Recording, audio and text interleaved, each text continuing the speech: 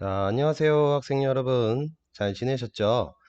우리 전 시간까지 중국 역사에서 파생되었던 여러 가지 한자 성어들을 좀 공부를 해 봤는데, 오늘은 중국 역사 말고 우리나라 역사에서 나왔던 한자 성어들 몇 가지를 좀 살펴보겠습니다. 여러분들 교과서를 좀 살펴볼게요. 자, 43페이지가 되겠네요. 네, 43쪽에 가니까 한번 보겠습니다. 자, 전 시간에 했던 내용들 좀 넘어가서 43쪽. 우리나라 역사에서 유래한 성어 세 가지가 나오네요. 자, 그 중에서 우리는 첫 번째로 여러분들 잘 알고 있는 함흥차사라는 한자 성어를 좀 살펴볼 거예요. 자, 무슨 내용인지 애니메이션으로 한번 살펴보겠습니다. 방과야, 이 아비의 시름이 날로 깊어지는구나. 내 너에게 왕위를 물려주려 한다. 전하, 성은이 망극하옵니다. 어명 받들겠나이다. 전하, 소문을 들으셨사옵니까? 무슨 소문 말이냐?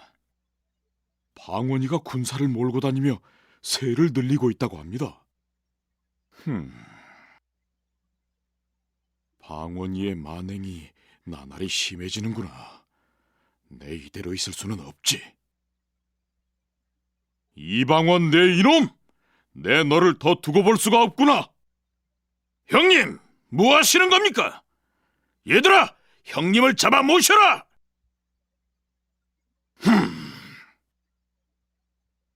방원아, 이제 내가 너에게 왕위를 주어야 할 때인 것 같구나.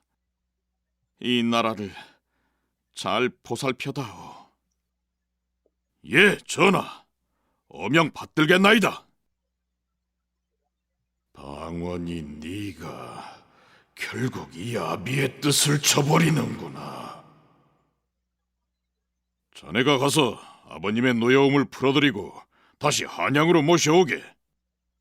예, 전하.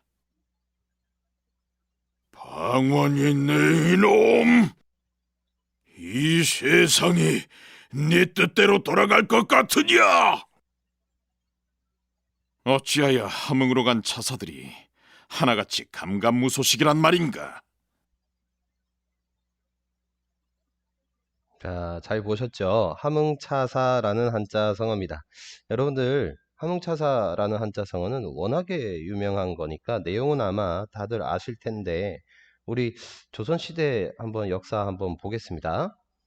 자, 여기 좀 전에 애니메이션에서도 확인했다시피 세 명의 임금이 나왔어요. 세 명이 누구였죠? 네, 맞아요. 태조 이성계였죠? 태조 이성계. 그 다음에 두 번째는 누구였습니까? 그 다음에 정종이죠. 정종이 바로 이방과였죠. 자, 이 방과라고 하는 사람은 첫째 아들일까요? 둘째 아들일까요? 자, 그 전에 태조 이성계는 그 자식이 몇 명이었죠? 자, 선생님이 알기로는 13명이었다고 합니다. 첫 번째 아들이 이방우였죠. 그 다음에 두 번째가 방과였습니다. 그 다음에 세 번째가 의였죠. 방의. 네 번째가 바로 방간이었고요. 다섯 번째가 방원이었죠. 이 밑으로도 쭉 여러 명의 아들이 있겠죠. 자, 그런데 첫째 아들은 이방과 정종이 즉위할 당시에 이미 죽었던 상황이었기 때문에 방과가 이제 즉위를 하게 되는 겁니다. 그런데 이에 불만을 품었던 세 번째 임금이 즉위를 하게 되는데 그게 누구죠? 태종인데 누구냐? 바로 좀 전에 우리가 이름을 적어봤던 이방원입니다. 몇 번째였습니까? 다섯 번째였죠. 자, 이게 어쨌든 이성계 아버지 입장에서는 방과한테 왕위를 물려주는 것이 당연하다고 생각을 했던 것이고, 그리고 이방과라는 정종한테는 자식이 없었죠. 그런데 태종한테 왕위를 물려줄 때까지 2년밖에 안 걸렸다고 해요. 그 정도로 갑작스럽게 이방원이라는 인물에게 왕위를 물려주게 되는데, 이런 일련의 과정을 조선시대 때 일어났던 뭐라고 합니까? 첫 번째 왕자의 난이었고요. 두 번째도 이때도 왕자의 난, 총 두 번의 왕자의 난이 일어나게 되는 거죠. 자, 이런 상황 자체가 이성계에는 상당히 마음에 안 들었습니다. 그러다 보니까 아까 살펴봤다시피 자신의 고향인 어디로 갑니까? 함흥으로 가게 됩니다. 자, 여기 나와 있는 글자가 바로 함흥이죠. 함흥. 함흥으로 어떻게 했느냐? 차사라는 단어가 나오는데, 자, 여기서 생각해 봐야 되는 글자, 요 차라고 하는 글자예요. 차. 이 차자는 의미가 어긋나다라는 뜻이 있어요. 어긋나다. 어긋나다라는 뜻도 있고, 아니면 이런 뜻도 가지고 있습니다. 사신을 보내다라는 뜻도 가지고 있습니다. 그리고 뒤에 있는 사라고 하는 글자 있죠. 사. 자, 이 사라고 하는 글자는 좀 노란색으로 좀 바꾸겠습니다. 자주 나오니까. 사라고 하는 글자는 우리가 보통 외울 때 앞에서도 했던 것 같은데 하여금사라고 많이 외우고요. 명사로 해석을 하게 되면 우리 앞에서 배울 때 하여금사 어떻게 해석한다 그랬죠? 사역동사, 사동형 이렇게 뭔가를 시키는 거잖아요. 시키다. 그래서 시키다 사 이렇게 외우기도 합니다. 명사로 바꾸게 되면 그러면 뭐겠습니까? 사신이라는 말로 사용하기도 하겠죠. 그래서 함흥차사 같은 경우는 해석하는 방법이 두 가지가 나올 수 있습니다. 함흥으로 사신을 보내다. 요게 첫 번째 해석이죠. 함흥으로 사신을 보내다. 함흥으로 사신을 보내다 이렇게 적을 수가 있네요. 그런데 문제는 이 차사라는 단어 자체가 어떤 뜻을 가지고 있느냐? 조선시대에 있었던 사신의 관직 이름이에요. 사신의 관직 이름이에요. 차사라는 말 자체가. 그러면 차사라는 말을 한꺼번에 풀이하게 되면 하나로 풀이해서 이렇게 해석할 수가 있겠죠. 함흥으로 간 차사 이렇게 해석할 수도 있겠죠. 그래서 함흥으로 간 차사 이렇게 해석해줘도 상관이 없을 것 같습니다. 두 개나 어느 것으로 해도 큰 무리는 없을 것 같아요. 그런데 어쨌든 함흥으로 간 차사 결국의 의미가 뭐였죠? 우리 책에 나와 있는 것처럼 심부름을 가서 오지 않거나 상당히 늦게 온다라는 거죠. 늦게 온다. 그래서 결국의 의미가 뭡니까? 깜깜무소식이다. 깜깜무소식일 때 쓰는 표현이다 라는 거 우리 익히 잘 알고 있는 내용이었습니다. 그죠? 자, 두 번째 나와 있는 한자 성어는 칠판에 이어서 그대로 가겠습니다. 자, 두 번째 있는 한자 성어를 보니까 일단 읽으면 무슨 뜻이 되느냐? 삼마, 태, 수 이렇게 적을 수가 있네요. 자, 삼자는 아는 것이고 마자도 아는 건데 말이 몇 마리를 가지고 있느냐? 세 마리를 가지고 있대요. 그리고 앞에 있는 태수라는 건데, 자, 한자 하나의 뜻을 좀 살펴보면 태라고 하는 글자는 크다라는 뜻을 가진 태자죠. 그 다음에 수라고 하는 글자는 뭔가를 지키다라는 한자였습니다. 기억나시죠? 그런데 이 태수라는 말 자체가 어떤 뜻을 가지고 있느냐? 여러분들 이것도 마찬가지 관직 이름으로 해석을 하시면 되겠습니다. 자, 그러면 이제 해석이 되죠. 무슨 뜻입니까? 세 마리 말을, 말 세 마리, 그죠? 세 마리 말을 타고 가는 태수다. 자, 태수라고 하는 관직은 이 태수라고 하는 관직은 뭐냐? 요즘으로 치게 되면 중앙정부에서 지방으로 파견을 보내는 그런 공무원들을 뜻합니다. 도지사, 도청에 있는 그런 사람들 정도가 될 것 같은데, 그런데 문제는 이 조선시대 때만 하더라도 삼마태수라는 말이 어떻게 생겼느냐 그러면 조선시대 중종 때였어요. 중종 때 누가 있었느냐 그러면 송흠이라고 하는 학자가 있었어요. 이 사람이 이제 태수로 어느 고을에 부임을 하게 됩니다. 중앙정부에서 그쪽에 가서 좀 일을 좀 해라 이렇게 했었죠. 그런데 잘못된 풍습 중에 어떤 것들이 있었느냐? 그 부임 기간이 끝나고 나면 다시 돌아가야 되잖아요. 돌아갈 때 몇 마리 말을 줬느냐 하니까 그 마을에서 그동안 잘 지도를 해주셔서 고맙습니다라고 하면서 8마리 말을 선물로 그냥 주는 풍습이 있었다고 그래요. 뭐 관직에 따라서는 8마리가 될 수도 있고요. 6마리가 될 수도 있고요. 5마리, 뭐 3마리 다양했습니다. 관직에 따라서 이런 말을 주는 풍습이 있었는데 송은 같은 경우는 이게 왜 내가 8마리를 받아가야 되느냐라고 생각을 하면서 자신이 타고 갈 말, 그리고 자기 부모, 어머니입니다. 어머니가 타고 갈 말, 그리고 자신이 아내가 타고 갈 말, 이렇게 말 3마리만 있으면 충분하지 않겠느냐라고 하면서 3마리 말만 받았다고 합니다. 이때부터 나온 한자성어가 바로 삼마태수거든요. 그러면 삼마태수의 의미 뭐라고 하면 될까요? 여기 적혀 있는 것처럼 재물에 욕심이 없다. 그죠? 되게 상당히 고든 관리다 이렇게 표시할 수가 있겠죠. 그런데 여러분들 거기다가 옆에다가 하나만 좀 더 적어 둡시다. 자, 재물에 욕심이 없고 상당히 고든 관리를 나타내는 표현으로 우리 꼭 기억해야 되는 한자성어 하나 더 있습니다. 선생님이 초성 힌트를 좀 줄까요? 이렇게 됩니다. 이렇게 쓸 수가 있겠네요. 아시겠나요? 자, 한글로 먼저 적으면 이렇게 되죠. 청백리라는 한자 성어가 나오게 됩니다. 한자로 좀 적어 볼게요. 자, 청, 그 다음에 백, 그 다음에 리라는 한자 성어가 나옵니다. 앞에 있는 청자는 무슨 청자죠? 네, 앞에 있는 청자, 맑을 청자입니다. 맑다.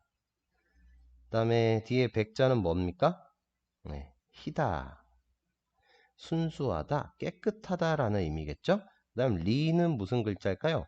관리를 뜻하는 글자입니다. 그래서 맑고 깨끗한 관리를 가리켜서 우리는 뭐라고 한다? 청백리라고 한다라는 거죠. 이해되셨죠? 삼마태수, 청백리, 재물에 욕심이 없고 곧고 깨끗한 관리를 나타내는 표현이다. 이 정도 기억하시면 되겠네요. 자, 그 다음에 자, 계란유골인데 이것은 우리 교과서를 보면서 한번 이해를 하도록 하겠습니다. 우리 영의정 황희가 가난하게 산다지. 짐의 마음이 참으로 무겁구나. 여봐라, 청렴한 황정승에게 내일 남대문 안으로 들어오는 모든 물건을 가져다 주어라. 예, 전하. 갑자기 포구라니 대감께 드릴 물건이 하나도 없구만. 에휴, 그러게 말이야. 달걀이라도 들어와서 다행이구만. 대감, 비가 와서 그런지 오늘 대감께 드릴 것이 이것밖에 없습니다. 괜찮네. 어이구, 이런. 달걀이 골아 있어서 하나도 먹을 수 없겠구만. 자, 마지막 공부할 한자성어는 계란유골이었습니다. 계란유골. 칠판 한번 갈게요.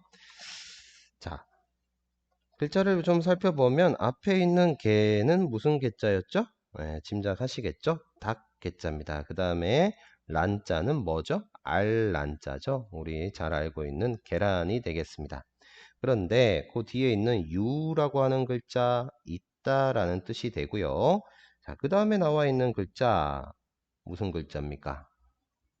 뼈라는 글자죠. 뼈골. 그러면 우리 해석이 어떻게 되죠? 계란에도 뼈가 있다라는 말로 해석이 됩니다. 한번 적어 볼까요? 계란에도 뼈가 있다. 계란에 뼈가 있다. 자, 그런데 계란에 뼈가 있다라는 표현이 우리 책에 있는 것처럼 운수가 나쁜 사람은 모처럼 좋은 기회를 만나도 일이 잘 안 풀린다. 왜 그럴까? 아까 애니메이션에서도 확인했다시피 황희정승이 그 당시 청백리로 유명했던 사람이에요. 그래서 임금이 이 청백리로 유명했던 황희정승에게 뭔가를 선물을 주고 싶었는데 남대문 문이 열리자마자 모든 시장당 상인들의 물건을 사서 갖다 주어라 그랬더니 그날따라 갑자기 폭우가 쏟아지면서 시장 상인들이 오고 다니지를 않는 거예요. 맨 마지막으로 이제 계란 장수가 들어왔는데 어쩔 수 없이 계란이라도 사서 보내줬더니 계란에도 어떻게 됐습니까? 계란이 그 당시 표현으로 골타라는 표현을 썼습니다. 골타. 자, 골타라는 표현의 의미는 뭐냐 그러면 상하다라는 거예요. 음식이 상하다 할 때. 그래서 썩어 있다, 상하다라는 의미인데 한자로 이 골타라는 말을 표현하기가 상당히 좀 까다로웠습니다. 그래서 여기 적혀져 있는 거 뼈 뭐죠? 뼈 골자잖아요. 발음이 똑같으니까 뼈 골자를 써준 겁니다. 그래서 해석을 할 때는 뼈가 있다라고 해석을 하지만 실제 의미로는 여러분들 알고 있는 것처럼 계란이 다 상했다라고 생각을 하시면 되겠죠. 자, 비슷한 속담으로 우리 좀 어떤 내용들이 있을까요? 모처럼 좋은 기회를 만나는데 재수가 없는 거예요. 재수가 없는 사람은 뒤로 자빠져도 코가 깨진다. 이런 표현이 있었죠? 재수가 없는 사람은 뒤로 자빠져도 코가 깨진다. 기타 등등의 또 다른 속담들도 있을 거예요. 여러분들 혼자 학습을 하시면서 이와 관련한 비슷한 속담들 뭐가 있을까 한번 검색해서 찾아보시기 바랍니다. 자, 오늘 했던 내용들 해석 순서만 좀 체크해 보겠습니다. 먼저 함흥차사 같은 경우는 함흥으로 간 차사 이렇게 해석을 한다. 뭐 경우에 따라서는 함흥으로 사신을 보낸다 이렇게 해석해줘도 괜찮다. 그리고 두 번째로 했던 거 산마 세 마리의 말을 타고 다니는 누굽니까? 태수를 한꺼번에 태수 세 마리 말을 타고 가는 태수다 이렇게 해석할 수가 있겠네요. 그 다음에 마지막으로 계란유골 닭의 알이죠. 계란에도 뼈가 있다 이렇게 해석을 할 수가 있겠네요. 자, 우리 교과서 보면서 정리하고 마치도록 하겠습니다. 자, 함흥차사 같은 경우에는 그죠? 함흥차사 같은 경우에는 심부름을 가서 오지 않거나 늦게 온 사람을 나타낸다. 깜깜무소식일 때 이런 표현을 쓴다. 그리고 산마태수 같은 경우는 말을 원래는 여러 마리를 받는 풍습이 있었지만 그러지 않고 오직 자신에게 필요한 말 세 마리만 받았다라고 해서 재물에 욕심이 없고 곧고 깨끗한 관리를 나타냈었다. 비슷한 말로 뭐 있었죠? 맞아요. 청백리 있었습니다. 그리고 맨 마지막으로 했던 거 계란유골입니다. 운수가 나쁜 사람은 어떤 기회를 있다고 하더라도 일이 잘 안 풀린다. 재수가 없는 것과 좀 관련이 있었습니다. 자, 여러분들 오늘 내용 잘 이해하셨죠? 자, 여러분 오늘 수업은 여기서 마치도록 하겠습니다. 오늘 하루 고생하셨습니다. 야, 여러분들 감사합니다.